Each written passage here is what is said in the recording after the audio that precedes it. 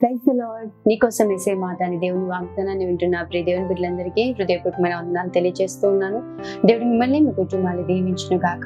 అత్యధికమైన ఆశీర్వాదాన్ని కృపను ప్రభు ఈ రోజు అందరూ మీకు అనుగ్రహించి మిమ్మల్ని వర్ధిల్ల చేయను గాక. ఈ రోజు పరిశుద్ధ గ్రంథం నుంచి కొన్ని మాటలు మనందరం కూడా ధ్యానిద్దాము. 115వ కీర్తన 12వ వచనం. యెహోవా మమ్మను మరచిపోలేదు, ఆయన మమ్మను ఆశీర్వదించెను. ఆమె ఒకసారి బిగ్గరగా ఆమేన్ అని చెప్పండి ప్రియ దేవుని బిడ్డ. చాలా సార్లు మన నోట్లోంచి వచ్చే మాట ఏంటి తెలుసా? శ్రమ కలిగినప్పుడు, ఇబ్బంది కలిగినప్పుడు, ఏదైనా నింద అవమానం ఎదురైనప్పుడు దేవుడు నన్ను మర్చిపోయాడేమో, ప్రభువు నన్ను మర్చిపోయాడేమో అని చెప్పేసి అనుకుంటూ ఉంటారు. ఈరోజు అటువంటి పరిస్థితిలోనే ఉన్నారా? కీర్తనకారుడు ఎంత అద్భుతంగా చెప్తున్నాడు చూడండి. యెహోవా మమ్మల్ని మర్చిపోలేదు, ఆయన మమ్మల్ని ఆశీర్వదిస్తాడని. ఒకసారి నోరు తెరిచి చెప్తావా? ఈరోజు కృంగిన స్థితిలో ఉన్నావేమో ప్రియ దేవుని బిడ్డ, సమస్యల వలయంలో చిక్కబడి ఉన్నావేమో, అనేకమైన ఆవేదనలు, అనేకమైన ఇబ్బందులు, అనేకమైన పోరాటాలను ఎదుర్కొంటున్నావేమో, నీవు అనుకున్న పని నీవు అనుకున్న రీతిగా జరగట్లేదేమో, వాటన్నిటిని చూసి కృంగిపోతూ కలవరపడుతూ దేవుడు నిన్ను మర్చిపోయాడు అనుకుంటున్నావా? ప్రభు నిన్ను మర్చిపోయే దేవుడు కాదండి. ప్రభువు నిన్ను విడిచిపెట్టే దేవుడు కాదండి. కొంతకాలం నిమిషం మాత్రము నిన్ను విసర్జించి తిని గొప్ప వాత్సల్యముతో నిన్ను సమకూర్చుదనని వాగ్దానం చేసిన దేవుడు ఆయన తన ఇశ్రాయేలును కాపాడేవాడు, కొనుకడు నిద్రపోడు అన్న రీతిగా ఆయన కొనుకక నిద్రపోక మనల్ని కాపాడుతున్న దేవుడు, కొనుకక నిద్రపోక మనల్ని రక్షిస్తున్న దేవుడు. ఈరోజు ప్రభువు నీ పక్షాన ఉన్నాడు ప్రియ దేవుని బిడ్డ. ప్రభువు నిన్ను మరచిపోలేదు, ఆయన నిన్ను మర్చిపోయే దేవుడు కాదు. తల్లి గర్భంలో రూపింపబడక ముందే నిన్ను ఎరిగి ఉన్నానని వాగ్దానం చేసిన దేవుడు. నా కన్నులు నువ్వు పిండముగా ఉండగానే నా కన్నులు నిన్ను చూచి ఉన్నాయని వాగ్దానం చేసిన దేవుడు. ఆయన తల్లి గర్భంలో ఉన్నప్పుడే నిన్ను చూసిన దేవుడు ఈరోజు నిన్ను మర్చిపోతాడా? ఆయనను నువ్వు చేరు వరకు, ఆయన సన్నిధిలో నువ్వు నిలిచే వరకు ఆయన నిన్ను విడిచిపెట్టాడు ప్రియ దేవుని బిడ్డ. ప్రభు నిన్ను కాపాడే దేవుడు అయినాడు. కొద్ది కాలం శ్రమ కలుగుతుండొచ్చు, కొద్ది కాలం నీ జీవితంలో ఇబ్బందులు కలుగుతుండొచ్చు, 10 దినములు నీకు శ్రమ కలుగుతుండొచ్చేమో, కానీ దేవుడు నీకున్న శ్రమలన్నిటి నుంచి విడిపించి, కీర్తనకారుడు అంటాడు కదా, శ్రమ పడిన ఏళ్ళ కొద్ది సమృద్ధిని మాకు అనుగ్రహించాలని చెప్పేసి ఈరోజు శ్రమ పెట్టబడుతున్న యోబు తన జీవితంలో కూడా భయంకరమైన శ్రమలండి. కానీ ఎక్కడ కూడా దేవునిని బాధపరిచే విధంగా, దేవునికి వ్యతిరేకంగా ఒక్క మాట కూడా యోబు మాట్లాడలేదంట. ఈరోజు నీ జీవితంలో కలుగుతున్న వేదనలు, నీ జీవితంలో కలుగుతున్న శ్రమలు యోబు జీవితంలో కలిగిన శ్రమల కంటే గొప్పవేం కాదు కదా. అయినప్పటికీ ప్రియ దేవుని బిడ్డ, నీ నోటి మాట చాలా జాగ్రత్తగా ఉండాలి. ఈరోజు చెప్తావు నోరు తెరిచి, ప్రభు నన్ను మర్చిపోలేదు, ఆయన నన్ను ఆశీర్వదిస్తాడు. ఈరోజు నువ్వు కృంగిపోయి ఉండొచ్చు, ఈరోజు నువ్వు ఏమి చేయలేని స్థితిలో ఉండొచ్చు, అన్నీ కూడా నీ జీవితంలో ఫెయిల్యూర్సే అయి ఉండొచ్చు, కానీ ప్రభు నిన్ను మర్చిపోయే దేవుడు కాదు. ప్రభువు నిన్ను ఆశీర్వదించే దేవుడు. నువ్వు అడుగు వాటికంటే, ఊహించు వాటికంటే అత్యధికంగా నీకు అనుగ్రహించే దేవుడు అండి. దావీదును తండ్రి అయిన యెష్షయి మర్చిపోయాడు. సమయాలు వచ్చి నీ కుమారులందరినీ తీసుకొని అన్నప్పుడు అసలు దావీదు గురించిన ఆలోచన యెష్షయికి లేదండి. సమయాలు ఇంకా ఎవరైనా ఉన్నారా అన్నప్పుడు అప్పుడు చెప్తా ఉంటాడు, కడసటి వాడు ఒకడు ఉన్నాడు అని అప్పుడు పిలిపిస్తారే తప్ప, అంటే అందరూ రిజెక్ట్ అయిన తర్వాత దావీదుని పిలిపించారే తప్ప దావీదుని గురించిన జ్ఞాపకము యెష్షయికి లేదండి. ఈరోజు లోకమంతా నిన్ను మరిచిపోయినా, లోకమంతా నిన్ను దృష్టించకపోయినా, లోకంలో ఉన్న వారికి నువ్వు గుర్తు లేకపోయినా, ప్రభు నిన్ను మరిచిపోడు ప్రియ దేవుని బిడ్డ. దేవునికి తోడై ఉంటాడు, ఆయన నిన్ను ఆశీర్వదిస్తాడు. దావీదుని మరిచిపోక ఎలా అయితే దావీదుని ఆశీర్వదించాడు, ఈరోజు ప్రభు నిన్ను కూడా ఆశీర్వదిస్తాడు. అందుకే కీర్తనకారుడు చెప్తున్నాడు, యెహోవా మమ్మను మరచిపోలేదు, ఆయన మమ్మల్ని ఆశీర్వదించాడు. ఒకసారి చెప్తారని నోటేసి, ఆయన నన్ను మరచిపోలేదు, ఆయన నన్ను ఆశీర్వదిస్తాడని చెప్పండి. నిశ్చయంగా ప్రియ దేవుని బిడ్డ ఈరోజు ఈ మాట చెప్పండి, ప్రభు నిశ్చయంగా నిన్ను ఆశీర్వదించే దేవుడు అయినాడు. శ్రమల్లో ఈ మాట మనం అందరం కూడా చెప్పగలిగే వారిగా ఉండాలి. ప్రభు మనల్ని మర్చిపోయే దేవుడు కాదు, ప్రభు మనల్ని ఆశీర్వదించే దేవుడుగా ఉన్నాడు.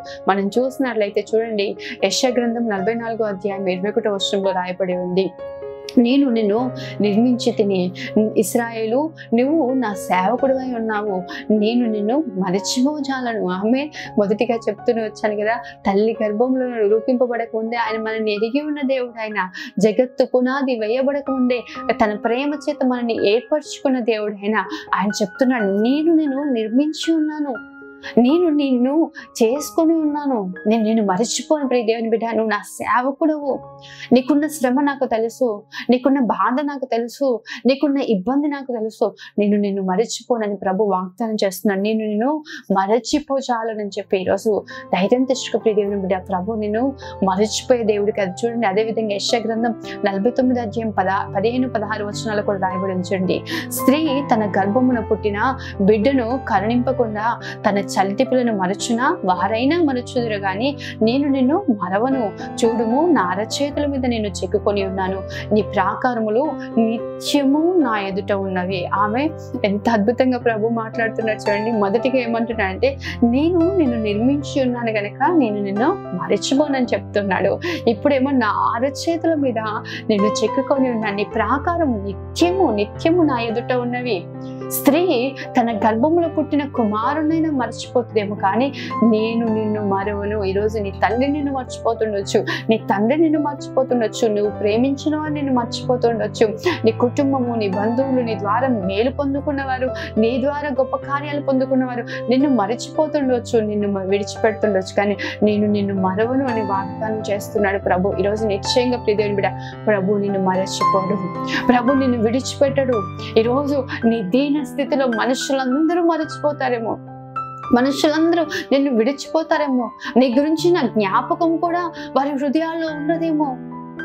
చాలా మంది మన జీవితాలకు వస్తూ వెళ్ళిపోతూ ఉంటారండి. మన ద్వారా ఎంతో మేలు పొందుకుంటారు. వారి కోసం మనం ఎంతో కష్టపడతాం, వారి కోసము ఎంతో ప్రయాసపడతాం, ఎంతో మేలు చేస్తాం. కొద్ది రోజులు గడిచిన తర్వాత వారు అసలు ఎలా ప్రవర్తిస్తుంటారంటే మనం ఎవరో తెలియని వ్యక్తుల్లాగా, అసలు మనతో ఎలాంటి పరిచయం లేనట్లుగా ప్రవర్తిస్తూ ఉంటారు. అప్పుడు వారిని చూసి బాధపడుతూ ఉంటారు, ఇంత మేలు పొందుకున్నారు, ఎలా నన్ను మర్చిపోగలిగారు, ఎలా నా గురించి ఇలా ఈరోజు ప్రవర్తించగలుగుతున్నారు అని అనిపిస్తూ ఉంటది. అది మనుషుల స్వభావం. కానీ దేవుడు నీవు ఏ మేలు ఆయనకి చేయకపోయినా ఆయన నిన్ను నిర్మించి ఉన్నాడు, ఆయన తన అరచేతుల్లో నిన్ను చెక్కుకొని ఉన్నాడు. ఆయన నిన్ను మరచిపోడు ప్రియ దేవుని బిడ్డ, నిన్ను విడిచిపెట్టాడు. ఈరోజు మరచిపోయాడు అనుకుంటున్నావు, ప్రభు నీతో మాట్లాడుతున్నాడు. నేను నిన్ను మర్చిపోయే దేవుడిని కాదు, మనం ఆరాధిస్తున్న దేవుడు మనల్ని మర్చిపోయే దేవుడు కాదండి. తల్లి కూడా కొన్నిసార్లు చంటి బిడ్డను ఆదమరిచి నిద్రపోతా ఉంటదండి. తనకు బిడ్డ ఉంది అన్న విషయం కూడా మర్చిపోయి నిద్రపోతా ఉంటది. కానీ ప్రభు అలా కాదు, మనల్ని కొనుకగా నిద్రించక ఆయన మనల్ని కాపాడుతున్న దేవుడైన, కంటి కనుపాప వలె మనల్ని కాపాడుతున్న దేవుడైన, తన రెక్కలతో మనల్ని కాపాడుతున్న దేవుడైన, మన పాదములకు రాయి తగలకుండా మనల్ని కాపాడుతున్న దేవుడైన, ఆయన తన దూతలకు ఆజ్ఞాపించాడంటే మనల్ని కాపాడుటకు. ఎందుకంటే మన పాదాలకు ఒక చిన్న రాయి కూడా తగలకుండా, పగలు ఎండ దెబ్బైనను రాత్రి వెన్నెల దెబ్బైన నీకు తగలదు. 1000 మంది నీ పైకి లేచిన, 10,000 మంది నీ మీదకి తండ్రి వచ్చిన ఏ అపాయము నీకు రాదు.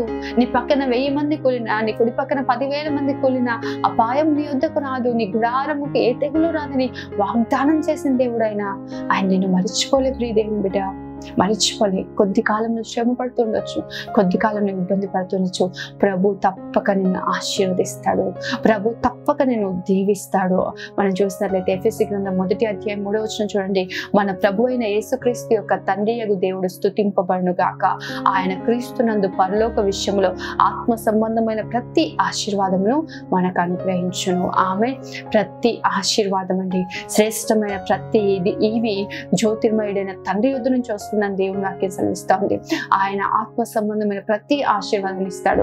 ఆత్మ సంబంధమైన ప్రతి ఆశీర్వాదమే కాదు, ఈ లోకంలో నువ్వు కోల్పోయిన దానికి, నీవు ఎంతైతే బాధ పెట్టబడ్డావో, ఎంతైతే ఇబ్బంది పడ్డావో, నిందకు ప్రతిగా రెట్టింపైన ఘనతను, అవమానమునకు ప్రతిగా నీ స్వాస్థ్యమును, నీ యొక్క శ్రమకు ప్రతిగా సంతోషమును ప్రభు నిశ్చయంగా నీకు అనుగ్రహించబోతున్నాడు. నీ దుఃఖ దినములు సమాప్తం కాబోతున్నాయి. ఈరోజు నువ్వు తెరిచి చెప్తావా, దేవుడు నన్ను మర్చిపోలేదు, దేవుడు నన్ను ఆశీర్వదిస్తాడని చెప్పండి. ప్రభు నేను మర్చిపోడు, ఆయన నిశ్చయంగా నేను ఆశీర్వదిస్తాడు. ఆమె ప్రార్థన చేసుకున్నాం. మౌనతుడైన తండ్రి, సర్వశక్తిమంతుడైన దేవ, సర్వాధికారి నీకే వందనాలు, స్తోత్రాలు చెల్లిస్తున్నా. ఎంత అద్భుతమైన రీతిగా మీరు మాతో మాట్లాడారు ప్రభు. ఈ మాటలన్నిటిని బట్టి మీ నామాన్ని స్థుతిస్తున్నాం. నిజమే ప్రభా, నీవు మమ్మల్ని మర్చిపోయే దేవుడు కాదు, నీవు మమ్మల్ని మర్చిపోవు, నీవు మమ్మల్ని ఆశీర్వదిస్తావు ప్రభా.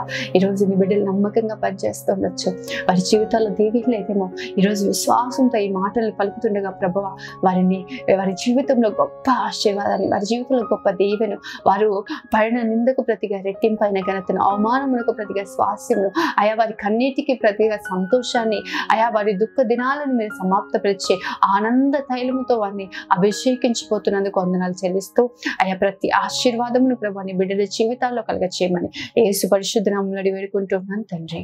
ఆమేన్. దేవుడు మిమ్మల్ని మీ కుటుంబాన్ని ఆశీర్వదించును గాక. ఆమేన్. God bless you.